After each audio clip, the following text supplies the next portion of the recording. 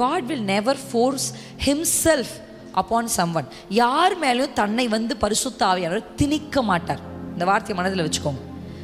அவரை ஹோஸ்ட் பண்ணலனா, அவரை வெல்கம் பண்ணலனா, அவரை வரவேற்று அவருக்கு இடம் கொடுக்கலனா அந்த இடத்துக்கு அவர் வர மாட்டார். அல்லேலூயா, ஆமென். எங்கள் மத்தியில் உலாவிடும் எங்களோடு என்றும் வாசம் செய்யும். கொஞ்சம் சத்தம் உயர்த்தி. எங்கள் மத்தியில் உலாவிடும் எங்களோடு என்றும் வாசம் செய்யும். அல்லேலூயா. நீங்க இப்படி பாடும்போது பிரின்சி அக்கா பாடுறாங்க, ஸோ நான் ரிப்பீட் பண்ணும் அப்படின்னு நீங்கள் ஃபர்ஸ்ட் டைம் ரிப்பீட் பண்ணலாம்.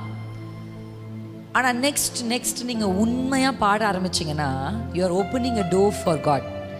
அப்படி நீங்கள் ஆண்டவரை வரவேற்கும் போது அவர் உங்களுடைய வாழ்க்கையில் வருவார். எத்தனை பேர் ஆமேன்னு சொல்கிறீங்க? ஸோ அவர் வந்து யார் மேலேயும் தன்னை வற்புறுத்தி நான் வருவேன்னு அடிச்சு உடச்சிட்டு உள்ள வர தேவன் அல்ல. இதோ வாசற்படியிலிருந்து கதவை தட்டுகிறேன்.